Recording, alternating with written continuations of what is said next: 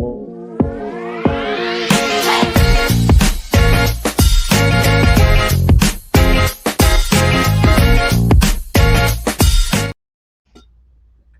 fam, welcome to another episode of Good, Bad, and Ugly about real estate with Jose.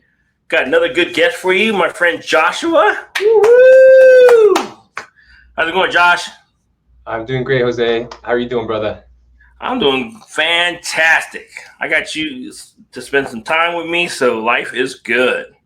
Thank you so much for having me, man. I just want to let all the people know, if they don't know already, like Jose is one of my awesome favorite brothers in the Owners Club, which is a 30,000 mastermind under Pace Morby. I met Jose and he connected me with someone for one of my deals I was trying to raise for. It was actually my first deal.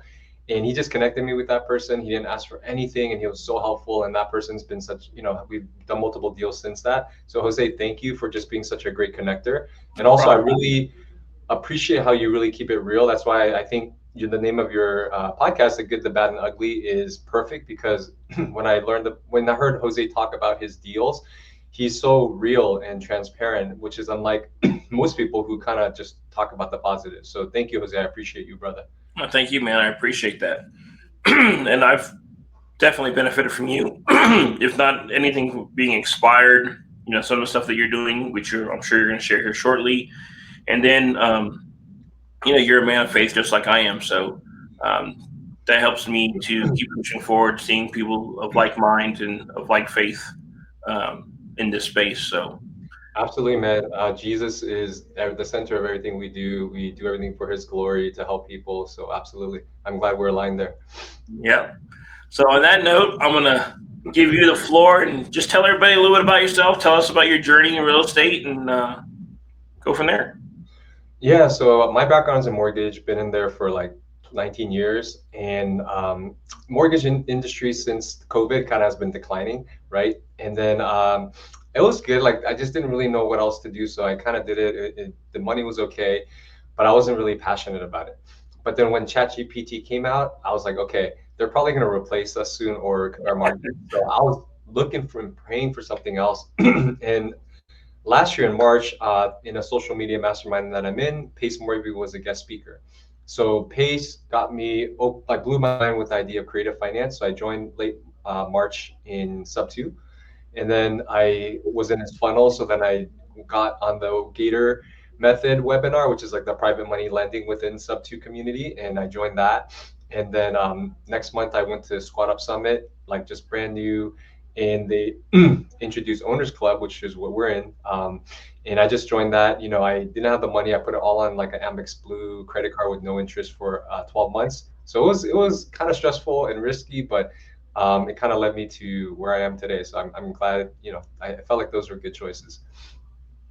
I think they were. I mean, we got a chance to meet each other. So to me, that was a good investment for me. Yeah, absolutely. So 19 years in the mortgage, what got you to that point? I mean, most people, when they get out of high school, they're, looking for military, going to college. Mortgage is not necessarily a very, I won't say popular, but something that people kind of aspire to do. So how'd you get that to there? That's a great question, because like we say in the mortgage industry, like nobody grows up saying, I want to be a loan officer, right? It's something you kind of just fall into when something else doesn't work out. So Sure. For me, I got, good grades, typical Asian, good at math, science, whatever. Went to Duke for pre-med, but obviously I got weeded out with chemistry. And then I graduated in 01 during the dot-com bubble, and just didn't know what to do. Graduated the econ major because I was like, the next thing I could graduate with. And then I just kind of fell into the mortgage. Somebody I knew, worked for somebody in the mortgage business, and they're like, you should try it out. Okay. So you talk about e-commerce. I know watching your Instagram. I mean, you're doing a lot of highlighting of people, your agents and stuff. Can you kind of share what you're doing with that? Yeah. So the cool thing is, because of real estate investing and the income I've been able to generate, and by God's faithfulness, I was able to leave that. I think around July. I partnered with a friend who's a broker to run my business. So I'm totally hands off. I get to focus on investing, but we still split, the business. So I'm still making a decent income from that. So that's why part of my Content strategy is still creating content for agents because one, it keeps, I have to generate leads for my business, but two, agents and my previous mortgage clients are actually some of my biggest investors because one, we have relationships with them. Two, agents like loan officers, we don't have a retirement plan. So part of a lot of what we're learning together is like how to invest better, how to plan for retirement. Awesome. So that kind of leads me into the next question. So what is your current strategy in investing in real estate? Yeah, I mean, definitely, short-term lending that has higher returns. Like for example, our Freedom Fund, we help families save their homes from foreclosure, and we have a very unique structure where it's very secure but makes really high returns, but also for a good cause. But then to offset that high income, we have to buy and hold property. So last year, I, by God's grace, bought an Airbnb with some partners. Use bonus depreciation, which is, you can like I paid $80,000 for that property. We bought it subject to. We took over a 2.25% VA loan, and I got a $136,000 deduction on last year's taxes. So there are things like that that I'm learning about, that just blows my mind. So, so invest in high returns, but then also use the tax money basically that I would have to pay the IRS anyways, but instead Sure. to buy properties at a big discount. Nice. So you brought up your Freedom Fund. Can you go a little bit more in detail of how you identify properties or people that are in need that can benefit from that fund, and how are you getting the funds to help these people? Yeah, absolutely. So, my role. So there's three. I have two partners. One is Josh Disman, who's a sub-2 student in Vegas. He's a tax professional, so he handles all our taxes, compliance stuff. Ty Kirkpatrick is our partner in Oregon. He's the mastermind actually who came up with the structure, and he's been doing it for over 20 years and has done over 150 to 200 transactions or saved that many homes. And I connected with Josh just in the community. Then we bought the Airbnb together last year, so that's how I knew Ty. And then actually started raising capital for them in December, just about 3 months ago. And what he's been doing is he's has a relationship with a loan modification company that they've been working with for over 5 years. So when somebody applies for a loan modification and they get turned down, um, if it fits our box, because we've been working together now for a while, they know what we like or what fits, they get sent to us. And unfortunately, at this point, they've already tried, to get help from friends and family. Their foreclosure date's usually pretty quick. They don't have time to sell the house, so they're literally on the brink of losing their house and all their equity to the banks. And then that's when we come in with our unique structure, and then we help them save their house with the help of investors. And to answer that question, just investors from my friends and family, mortgage business. I've been able to build kind of a list of investors from Instagram with about 300 people, and then also within the Gator community, which I love the Gator community so much because there's like 11,700 private money lenders, and I meet with them, and they're investing a lot too, and Owners Club members, as well. Awesome. So, just kind of for the audience, in our sub two, there's usually about 8 different ways to try to help somebody from foreclosure. Usually, the first one they'll do is see if you can do a loan mod, see if you can borrow the money from what we'll call it, from a family member, see if you could refinance your loan.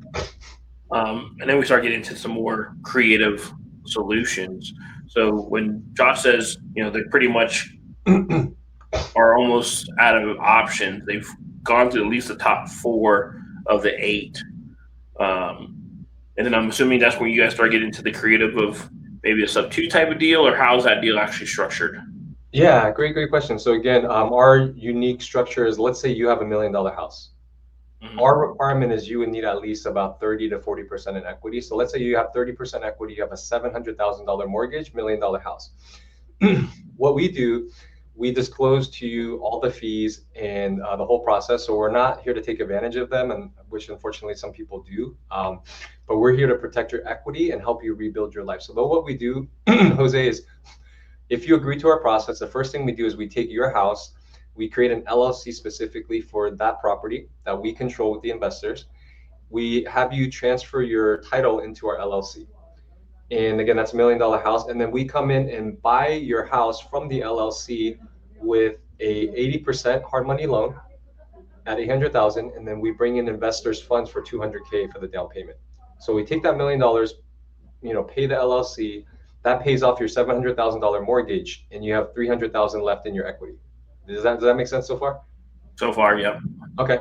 And then in the same day, we take that 300,000 in equity, we pay back the investors, pay our fees, which is our returns and the investors' return, and let's say it's 20,000, and the remaining 80,000, we actually set up a reserve account for you as a homeowner so that you don't have to make payments for the next 12 months. This gives you time to rebuild your situation, pay off other debt, save up some reserves. We work with you to rebuild your credit because at this point your credit's probably in the 500 range with 90-day late. So it's really even hard to rent the place because they Sure. require credit checks. And then the goal is in 12 months, after you have 12 on-time payment history, then we can refinance into an FHA loan. Realistically, unfortunately, only about 10% of people do at that point because some of them are just not the most responsible people and they're kind of in the situation for a reason. But then Sure. we actually work with them. If they want to work with us for another year, we give them another year. But after 2 years, about 40%, 50% still have to sell. But the benefit is they protect all of their equity because when we buy your house, Jose, we don't give you a low ball offer or a wholesale offer. We give you a fully appraised offer. And then also over 2 years, $1 million house, let's say 5% appreciation a year, that's $100,000. So you can choose to sell your home anytime you want, but let's say you sell after 2 years, you get the appreciation, the equity, plus just the emotional benefits of not having to leave your place when you're not ready, kind of lose all your stuff. And then you actually have a better credit score too. Yeah. So that's the benefit, right? With working with you guys, they save their credit. Um, they're able to rent or at least buy again because their credit isn't shot. They maintain a good relationship with the bank because they're paid off, so the bank is happy. So, and then you give them a way to kind of get back on their feet with their reserve account. So you've looked at every little aspect of how you can help them then some, because most people, when they find foreclosures, they're just looking to just take it away from somebody, right? Even they've been there for 10, 12 years, and then they're on the downslope after paying all that interest. And the nice thing about the way you guys approach it is you're still trying to, you're helping people, although you're making some money, they you're helping them stay in the home that they want to stay in. So that's awesome. Yeah, and from the investor standpoint, our strategy really minimizes the risk because remember the first step is we take your property, which we make sure we underwrite has enough equity in it to protect the investors. We transfer it into our LLC that we control. So from day one, we control the asset. We can sell it if we have to. And then we don't need to go through a foreclosure process, which in certain places can take a long time and cost a lot of money. And then, but then our exit strategy is very strong because, as you probably know, Jose, hard money loan isn't that hard. Right. And we have actually, with one of our hard money lenders, we have a $5 million credit line that we can use that doesn't even need an appraisal. And then so we just do it at 80% financing, bring in the investors at 20%. So, we've never had an issue not getting the hard money loan. Sometimes there's delays, of course, but, that our exit strategy is pretty straightforward. So what happens if I mean, if a person that's in this type of situation doesn't have 30% equity? Are you guys still able to help them, or No, then unfortunately we wouldn't be able to help them because what our structure is we're helping them access their equity to buy them more time, and because at this point they can't do the hard money loan because their credit is low. So sure? unfortunately, equity is a requirement. And that 30K or 30K, 30% gives you just enough to structure everything, and so that you're able to pay your investors, give them a little bit to work to live off of, I guess, or to catch up, and Hmm. then of course enough for your fee too. So Yeah, I mean, depends on the deal, right? It's usually I would say 30 to 40% requirement for the equity. What's cool is this structure. We can help, homeowners who are facing foreclosure. We can also help. We just funded a deal for a developer. He has a $4.6 million land that he paid for that only had $475,000 loan on it. oh And wow, then it's for a 271 unit, the project of homes in Missouri. And when it's finished, it's going to be worth 90 to 95 million dollars, and he's going to make about 30 to 40 million in profit. What happened was on another development deal, he had some issue with the partner who was like stealing money from his company, um, and like depleted 750,000 of his cash. So he was missing his payments. His credit score dropped. It started dropping. His partner on this deal like tried to buy him out, but with a low ball offer. But then so we had to renegotiate and buy out his partner. So we had to raise 1.6 million to buy out the partner, finish the engineering stuff so he can get approved for the horizontal funding, and then Okay. the legal fees because he didn't have money for legal fees. But the 475, so again, $4.6 million value property, the land, 475 on the first, plus 1.635 million. So total was like about 2.1 million. So we funded that, paid out the bad partner. Now we're doing the hard money loan. So it's our exit strategy is a 2.1 million ish, divided by $4.6 million value. So the loan to value is less than 50%. Absolutely. Yeah. So we can That's use it, in a lot of different ways like that. So I have a couple of questions for you. First, that'll kind of lead into the other one is, so you said, that you kind of, I'm not sure you told me during the video or before our video, but you mentioned that when you got into sub two or Gator, that you thought you would be a wholesaling or go to foreclosures, but you found that you're a capital raiser. How did you kind of stumble across becoming a capital raiser? Yeah, that was totally an accident because my goal is still the same of buying and holding property for appreciation, for cash flow, passive income. We all want that. Just naturally, looking at the sub two stuff and being in the mortgage business, hey, I know how to talk to sellers. I can explain stuff. I can call people. So I thought I would call or door knock foreclosures. But then as I started getting into the program and then learned about private money lending, I couldn't really get a deal with the foreclosures. But then through Owners Club, at the June retreat in Arizona, I got the opportunity to raise funds and also invest in myself in one of the Gators deals, Jason Park.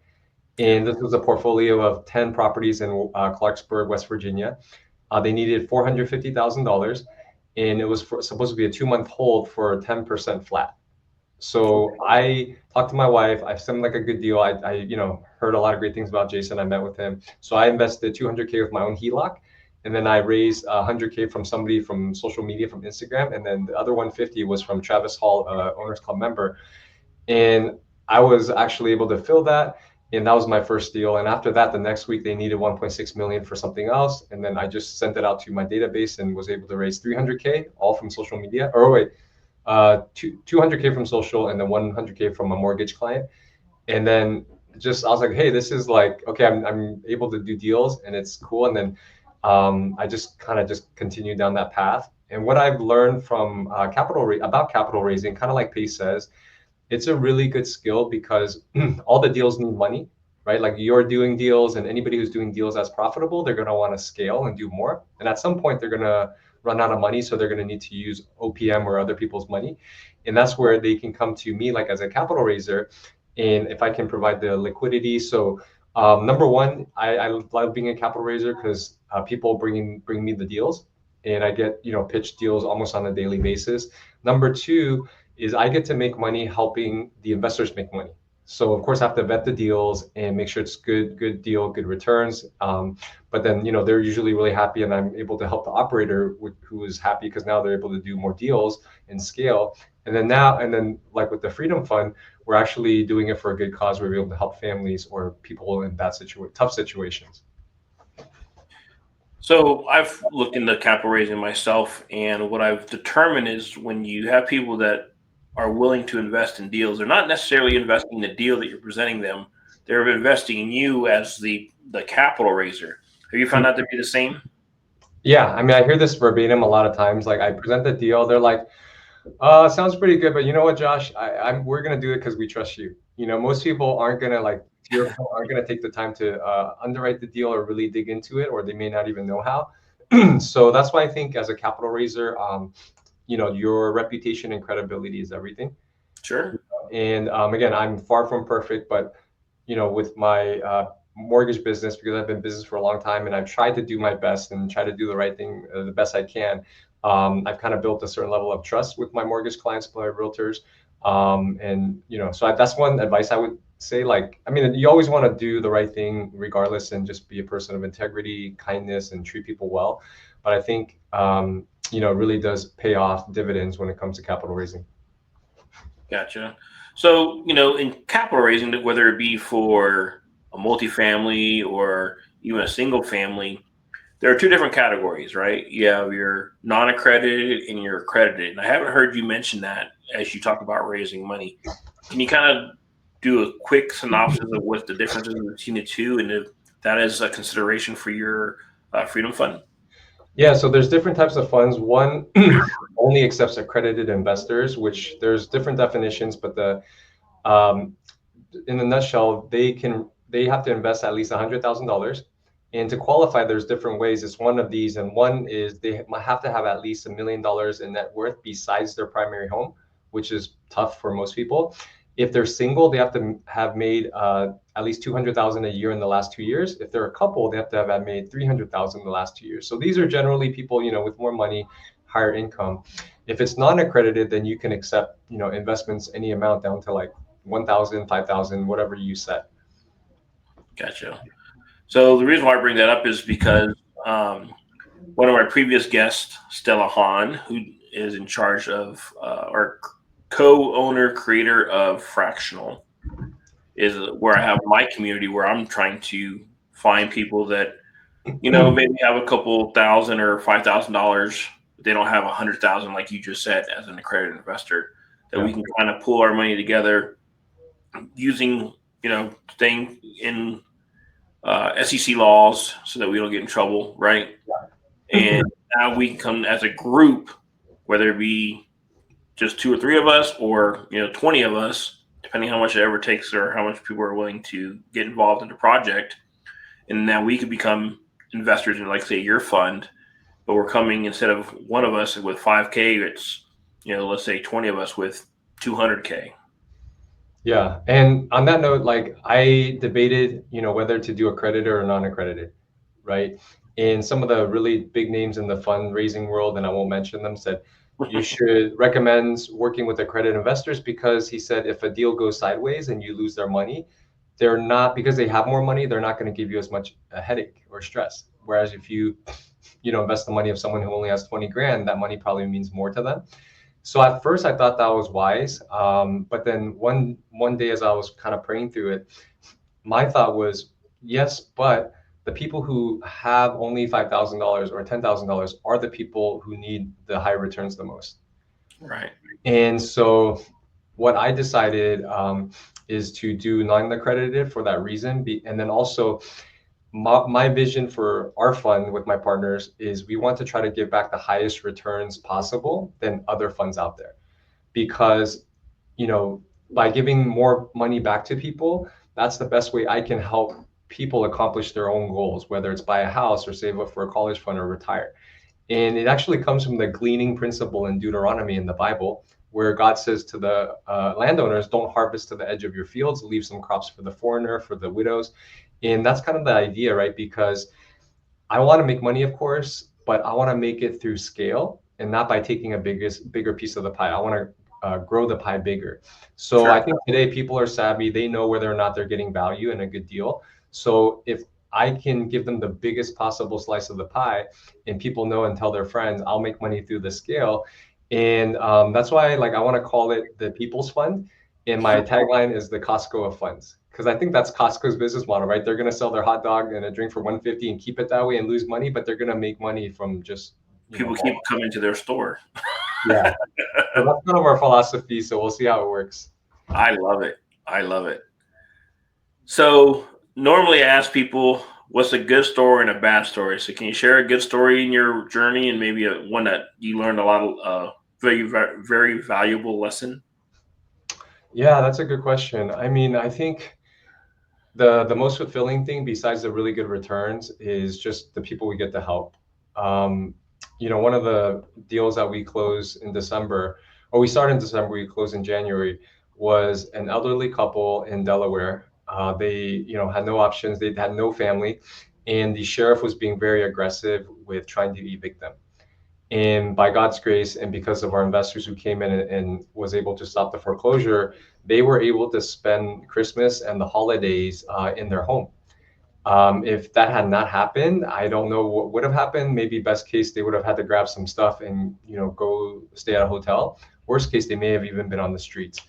So I could tell you many stories like that, where and these people, when we come in and help them, they are just very moved, and in that there's just a special kind of fulfillment, Jose, that I'm sure I'm talking about. Like, that money just cannot buy.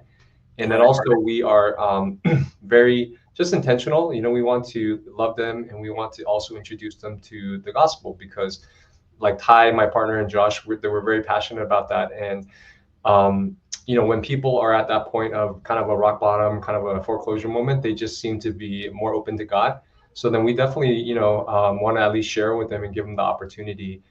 So I think, stuff like that is probably the biggest wins that we get to do.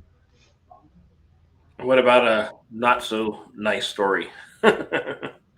Oh man. Let me see. That's a good question. I think, I've definitely made mistakes, right? I, you know, like on a as a capital raiser, there's a lot of like things that because I'm learning as I go. So, there's things where I should have explained things more clearly. I should have asked better questions. So when I presented the deal to the investor, they, it was presented more clearly, because I've had situations where investors came back and said, "Hey, you didn't tell me this, or you didn't tell me that," or and like, for example, in one other deal I raised, like, so far on their pitch deck, they had a certain return. And then the four deals that I funded had a certain return. So I just pitched it as that return. And Right. I didn't know that they would change. And then later it changed. And then the investors are like, what the heck? And I understand that. And, my fault in it is probably I should have asked better questions.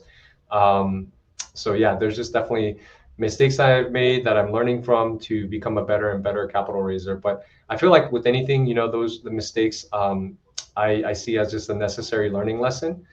And of course, we want to make as little mistakes as possible, but you just have to kind of go through the process.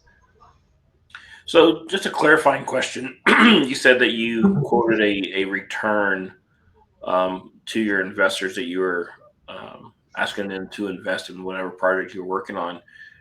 Was it Were they thinking that it was a guaranteed return, or were they just expecting a certain return and then the project just didn't do as well as um, you guys had hoped? Um, yeah, I mean, I would never say guarantee, right? Because in real estate, Right. nothing's That's guaranteed. why I asked the question. And of course, that's another thing too. You never want to say guaranteed. And I've learned from other people in the Gator community, just say, hey, this seems like a good deal, but do your own due diligence, right? So I always frame it like that. But I think my own assumption, which is again partly my fault, that the returns would be consistent. But then I think part of it too is the returns from the operator side changed as well fundamentally, that I wasn't made aware of. And so yeah, so I think it's part of that. Gotcha. And one thing I wanted to ask too is, so you talked about the good story was in Delaware.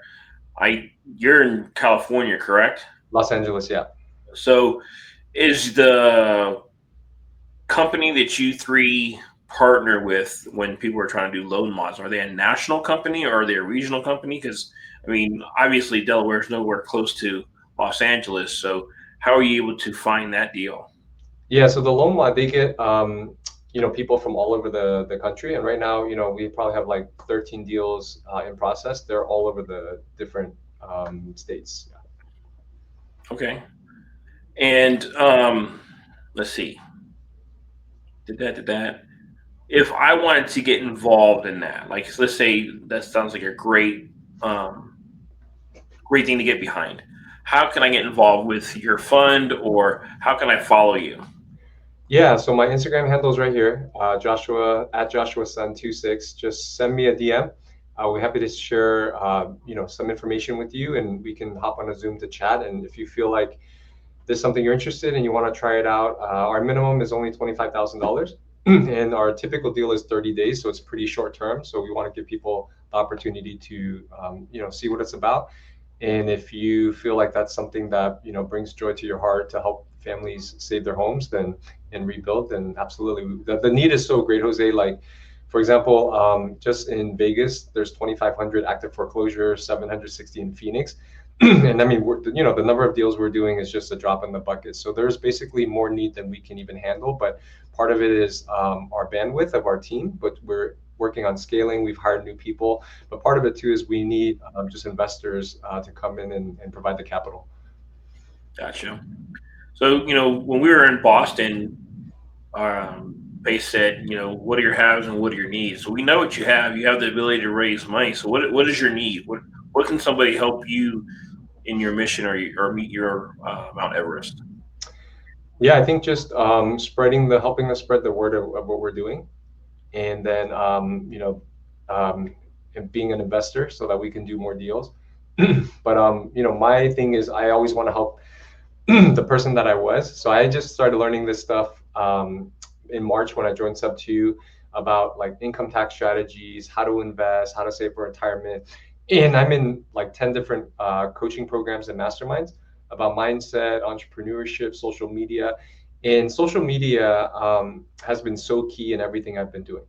And I mean, it's all by God's grace, but what God used in me, at least, directly or indirectly, was social media, because I just put out content consistently, and it's all about documenting what you do, like Pace says, and adding value, focusing on your avatar Right. or your audience, and thinking about like what are their concerns, what are their pain points, what are their questions, and creating content and value around that.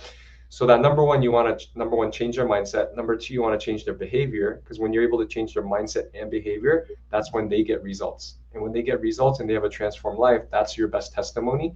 And so all the stuff that I'm learning that I wish I learned 20 years ago, that's what my social media is. A lot of it is about. I just want to put it out there, and then my investment is just one option. Like, hey, if you want to invest in mine, cool. If not, there's tons of other great opportunities out there too.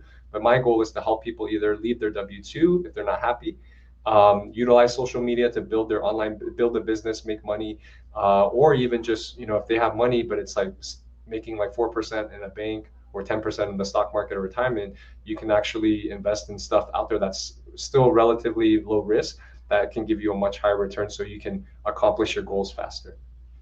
Gotcha. Okay. One last question. We talked about, giving back, make sure the audience that's watching this gets something. So you just shared that you are new to capital raising. If somebody saw this and said, maybe I can get into capital raising, how would you advise them to get started to make sure that they don't make some of the same mistakes you made? Or what are some nuggets you can provide them to help them on their journey? Yeah, I mean, like I mentioned, I'm a huge believer in self-development and learning from coaches and masterminds, because if I'm going to try to get from A to B, I can get there so much faster if somebody who's been there is going to tell me the way, instead of me just wandering and making mistakes. Because you're either going to pay the money of the coaching, or you're going to pay in time and costly mistakes, right? Right. And the Gator community is a great one, because that's the community that I'm in. But then also, the social media, I have a whole list of resources that I've compiled from all the different programs. I'm happy to share with anybody, but I would encourage them to do social media. But some of the skills I feel that are good for to be a capital raiser is if you like connecting with people, you're good at building relationships, you're good at building trust, you're good at maybe explaining ideas, and maybe complex ideas, and simplifying them, because that's typically what a capital raiser does. We help understand the problem, we bring a deal, explain it to them, build the trust, and just connect people. So yeah. Awesome. Well, my friend, I thank you so much for your time. We don't get enough of this. We're all busy doing our daily lives, and we got families on top of the businesses that we're trying to build. So I appreciate your time coming out. And to the fam out there, this is another episode of Good, Bad, and Ugly about real estate, and we'll see you on the next episode. All right, thank you, everybody. Reach out if you have any questions. Bye now.